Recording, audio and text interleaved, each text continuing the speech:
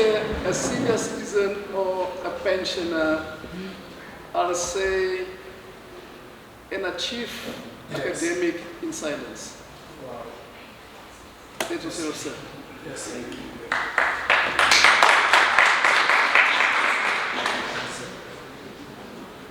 You know, we listened to all of the topics we have discussed here today, which are very critical, which bring me to the presentation I've prepared, but I'm going to change it. Wow. The title presentation was that accountability is not an option,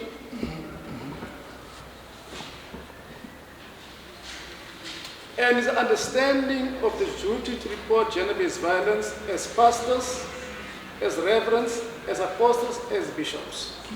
Yes, sir. Then something struck my mind while I was sitting there. Every one of us will give an account to himself or God. That's Romans 14.12.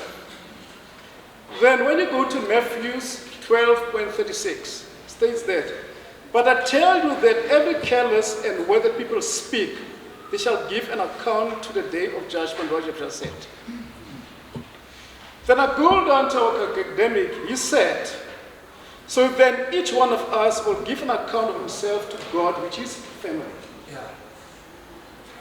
Then I go down to a professor say that, let's not many of you become a teacher, my brethren, knowing that as such we will incur stricter judgment. Then yourself what you said in Proverbs 27:23. Know well the condition of your flocks and pay attention to your herds. Yes.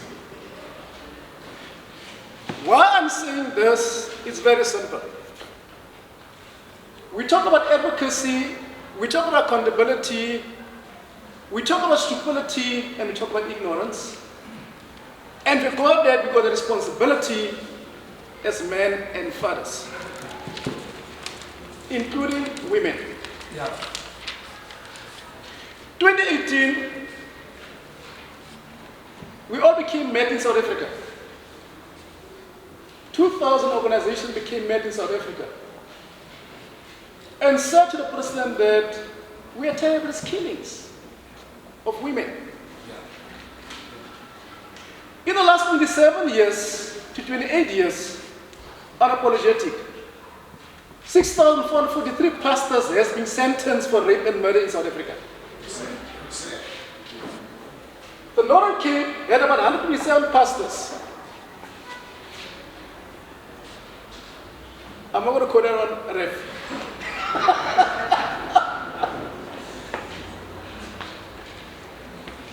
In the last year, were 27 pastors sentenced in this province for rape, femicide, and gender-based violence.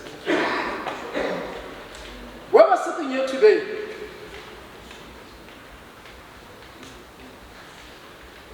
I'm going to say one thing, shame to the church. We are sitting here in a hotspot. This precinct, in the last quarter, had 105 sexual offences cases in 3 months. Wow. Not one church did something about it. I still challenge today any Muruti to say I've done something about it.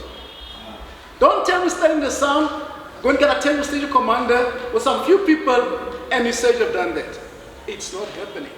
It's totally nonsense.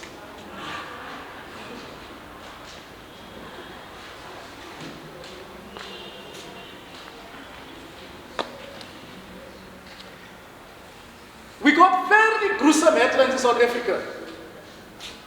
The famous one is the press last year, Piece of Whipping. We've read it. South Africa is among the highest levels of intimate partner violence, and the world with 31% of women are experiencing violence in relationship in South Africa. We've become a capital of femicide violence in South Africa. Bless us and teach us. Anyone from Limpopo here? And Mpumalanga? Bless us and teach us impregnated 11,000 Limpopo and Mpumalanga pupils in the last 2 years. Bless us and teach us.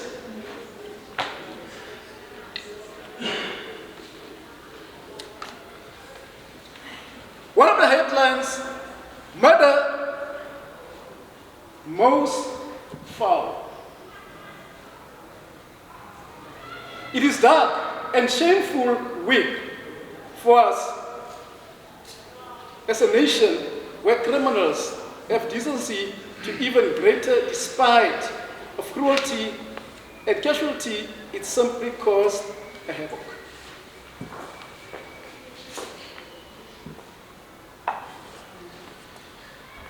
We've all been making noise to the president for quite some time. But 2018 was very profound. It was a change of a new birth.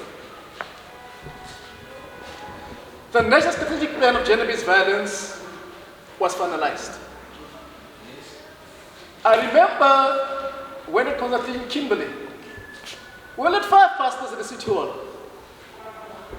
When we called them, I'm busy on a Tuesday. Uppington, we had 7. When we call the chaplain of MRM in Uppington municipality, I'm with the mayor. When we visit consultation day. Joburg was worse, Borough was worse. Every day that the plan was put together. 6 pillars were established. All the pillars have been formed in South Africa's pillar committees. But pillar 2, it's a problem.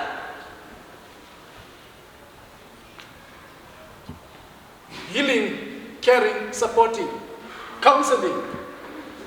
Barutis are not there. Shame on you. Today I'm going to focus on what we call the 3 amendment legislations. The 3 legislations that have been amended in South Africa on domestic violence, sexual offences, and the Children's Act. There's been about 57 regulations which has been amended on these 3 amendments today. One of the regulations called the NESO regulations, which is a very critical regulation as well. Legislation. In the regulation format, it says the following that any person who is telling you something, it doesn't matter is a person confessing about an abuse or gender-based violence or murder, you dare not report, and you tell us in court, you will be arrested as a pastor. You'll receive 5 years in jail. You know why it went through? You didn't oppose it. And it's not a new law of this country. You see policemen going there in the street. Is it written support or whatever? Something's happening there. Take a peek, take a registration number, link in the case, that police officer will be charged. Implemented from the 27th of July last year. It's law. Today we are complaining about gender-based violence as Barutis.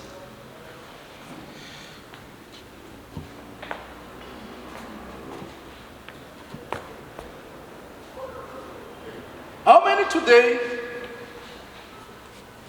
call themselves activists?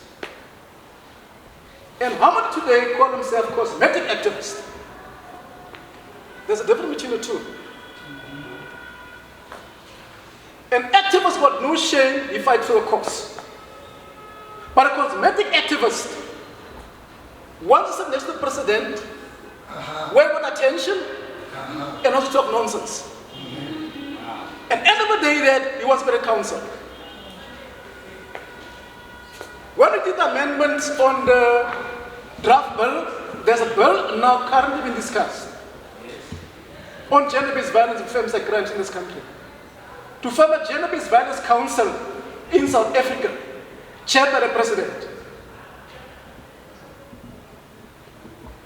We received 27,000 submissions in the country. only two from the church.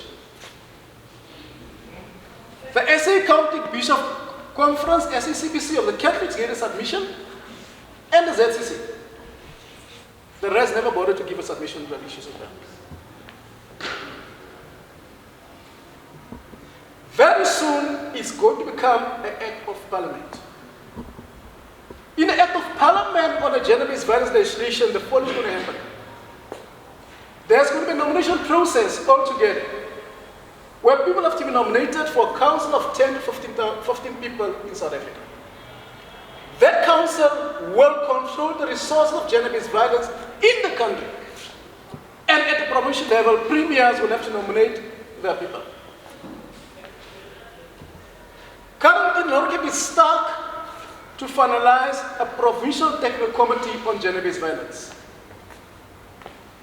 Politicians don't play the ball. Zelfamundal have adopted a resolution. We might just implement that in the forum of gender-based violence in Zelfamundal.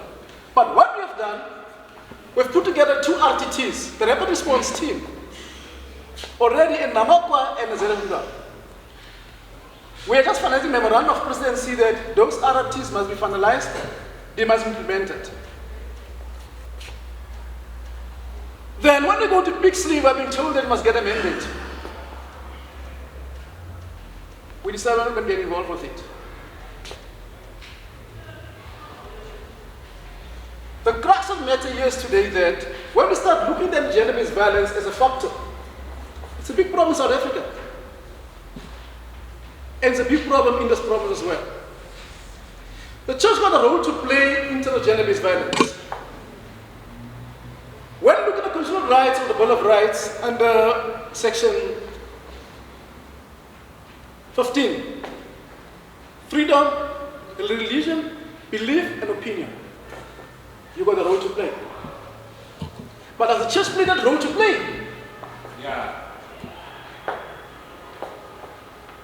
Except going to service, having something called, I won't say the light version, whatever you call it, crusade. Spending people's mind on a crusade is an element of a crusade. Who are you changing? Which redemption are you doing the crusade? Yourself to get light, to get money? It doesn't work this way. What about taking a crusade and making accountability of pastors? Change communities. They must understand that why are we having this type of crime in society?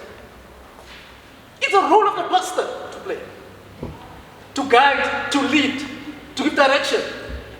It's not about what type of suit you wear in the church, what shoe you wear, what tie you wear.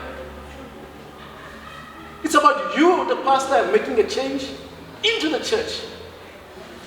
And when you start defining a church, it's owned by the community. It's not your church, it's God's church. Stop saying it's your church. That's a community church. I think it's time that we need to have a look at the impact of gender-based violence in society, how huge it is. The youngest person was sexually molested in this province in the last 2 years was 5 years old. We're still sitting with the legacy of Baby Tsemba. She's studying law today, she's in Cape Town. We all remember the judgment of Judge Nkwa when he said that man is a pig. And we never agreed to it as well. What have we become? We become reactionaries. The same with our rooties, they become reactionaries. You are going to pray for who? For that family. Doesn't need your prayer. What that family needs, they have understanding why it happened with them. We use God names for our own issues. We don't use God names for the purpose of it. When we go down to the case of Lewiston and the estate, it was of pivotal importance to the case before us that the system of sexual exploitation of women and children depends on secrecy and fear and shame.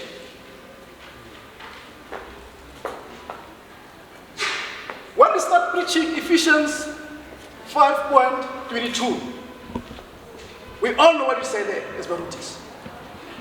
But do we understand what they're really saying, or become excited because they're getting married? Do you understand that what change this person is going to go through as a person? Now, when you look then into the act basically of domestic violence, domestic violence is being amended now in different formats now, in the sense that it has become now criminal. In the past, it was civil. It's now criminal. Very soon that you'll be able to make an application online with an interdict where you don't have to appear in court.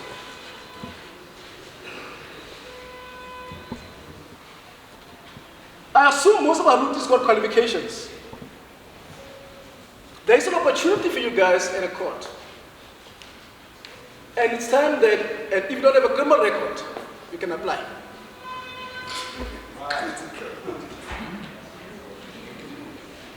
Currently, there's a regulation called the Intermediate Services Regulations in place. But the criteria is very simple. You must have matric, you must at least have a diploma, not being appointed some to become a pastor or an apostle. You must be ordained from a church, or you must be a psychologist or a social worker, or you must have a qualification or skill to do that. To become an intermediate in the act,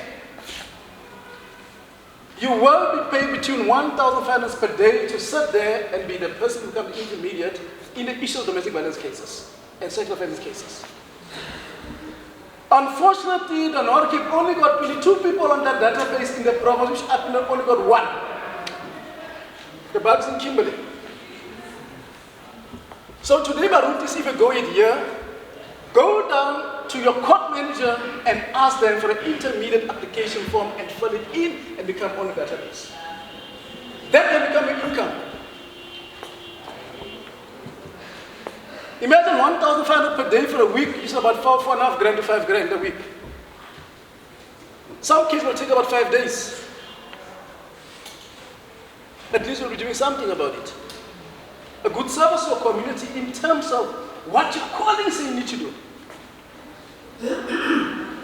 Now, when you go down to the Sexual Offences Act as well, the Sexual Offences Act is aligned now also to a number of key other issues as well, which also managed to amend the Pornographic Act as well.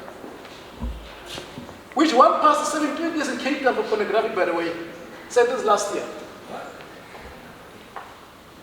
One old man suffered 7 days in Limpopo, witchcraft and called himself a pastor from the Zion Church. So there's a lot of pastors being arrested, being locked up, being thrown away. So what we need to do that, I'm going to challenge the spokesperson today. Amen. And Fatima.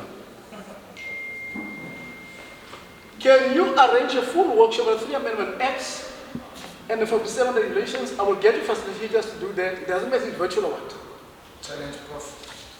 So that all our pastors must be aligned then with the legislation deal with us as well. That. If we don't do that, we'll have a problem. We've been sitting here about for 5 hours. I can probably tell you now that there's already 10 women married in South Africa during the time. There's only 25 women raped in South Africa at that time.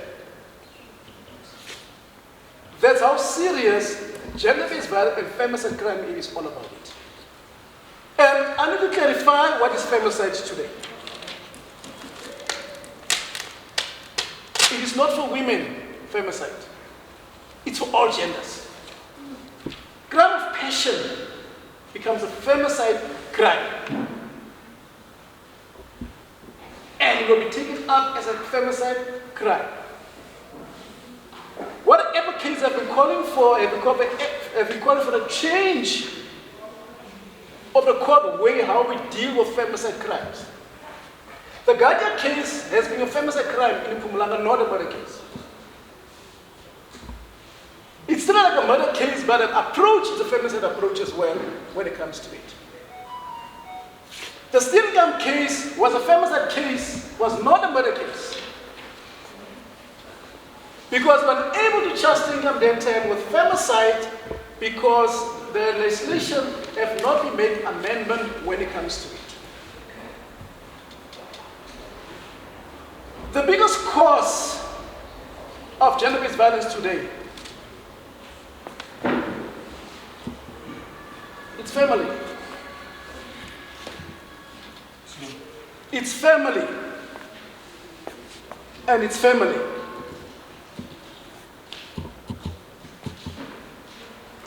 Fathers being abused. Sons see how father abuse the mother. Mother speaks to the father as you wish. Daughter see that how there's been helping around. You send the child to Osina to go and buy beer. You start drinking in the house. You scream, you do that, you end of the day that. And you want to quote your child about how you love to use 1945. That's the biggest problem of anger of our boys and girls in South Africa because of family issues in a household. The second factor is the issue of tradition. Especially what we call dowry lobola. It's a big havoc in our societies.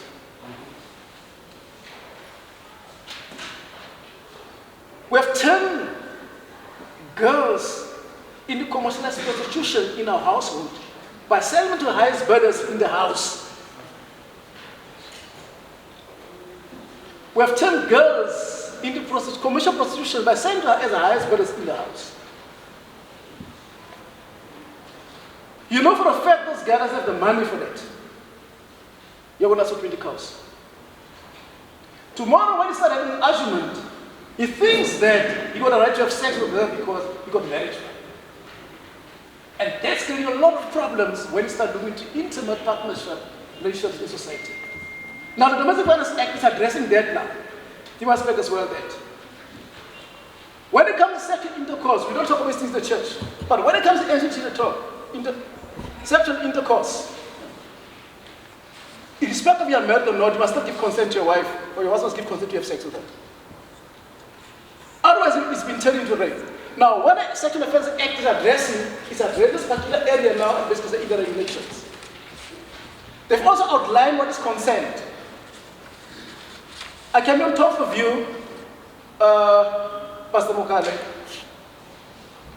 In 2 minutes, I said, no, Pastor, I don't want you anymore. I don't want your secretary. Married or not? That becomes rape.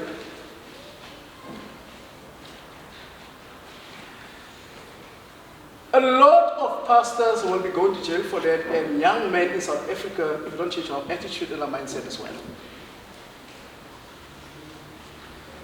In short,